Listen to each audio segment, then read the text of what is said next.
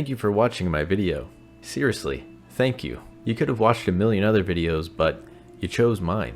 If you enjoyed what you saw at the end, please consider subscribing and liking this video.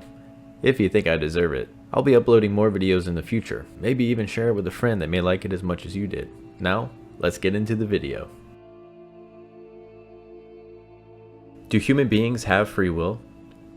If so, to what extent? Or are we at the mercy of our biological and evolutionary mechanisms? According to mainstream historians, the issue of free will has been a philosophical debate for at least 300 plus years. I'd wager that it is probably much older than that. Fate and free will juxtaposed, this show is great fun and a philosophical workout. Set in an alternate timeline, Fate Apocrypha is about yet another Grail War, but of a different kind. This war is a greater Grail War.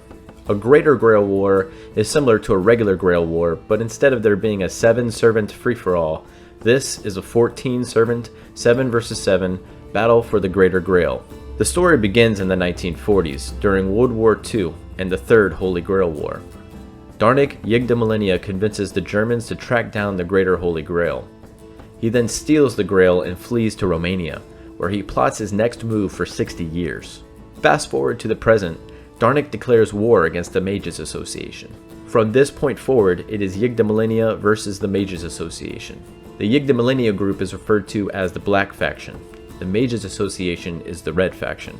Red Faction's roster of servants is Mordred, Achilles, Karna, William Shakespeare, Spartacus, Semiramis, and Atalanta.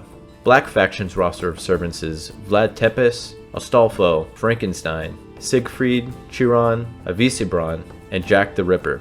In addition to this roster of 14 combatants, there is a mediator that takes on a different role. The role is that of ruler, and Jeanne d'Arc is summoned to fill that position. Jeanne d'Arc, neutral good, virtuous, a Catholic saint, beacon of humanity. She has to mediate this greater Grail War. A formidable warrior, she carries her flag into battle both as a weapon and a symbol. She carries her flag so that she may be a leader first and a warrior second. In her own time, Jeanne d'Arc fought for France's freedom in the 100-Year War. As a young woman, she had a vision of the Archangel Michael. She continued to have visions for years, which told her that she must save France from the English. She was known for her skill at bolstering soldiers' morale and rallying them. In the present, Jeanne crosses paths with Sieg, a young homunculus. At first, she sends him away to live a normal life after he escapes from the Yggdrasil group, but Sieg chooses another path. Jeanne will protect Sieg at all costs during the war, even if she must sacrifice her own life. After all the horrors she has seen in her time and the present, she hasn't lost hope in humanity. Sieg. Lawful good, kind-hearted and courageous. Sieg is the homunculus protagonist in Fate Apocrypha. Created by Yggdrasil to be harvested as a source of magical energy, Sieg escapes and quickly realizes he knows little about the world or himself. Saved by the servants Astolfo and Siegfried, Sieg escapes from the early stages of the Greater Grail War. Born nameless and lost, Sieg takes his name from Siegfried and spends a short amount of time living with an elderly man who takes him in. Soon, however, he realizes he can't just sit on the sidelines as his fellow homunculi remain captives of Yggdrasil. Sieg decides to see where fate will take him. Vlad Tepes. Lawful evil, intimidating, ruthless, indomitable. There are few characters in history as interesting as the legendary Count Dracula. This incarnation of the character is different in many ways. He is most powerful within his domain and ferociously protective of it. Interestingly, Vlad doesn't embrace the legend of the vampire associated with his name. Instead, he hates it with a passion. Vlad sees himself as the defender and noble king of Wallachia. All who trespass on his domain suffer his wrath. Fate Apocrypha is what you get when Type Moon realizes they have an excellent foundation for this franchise and decide to dial everything up to 11.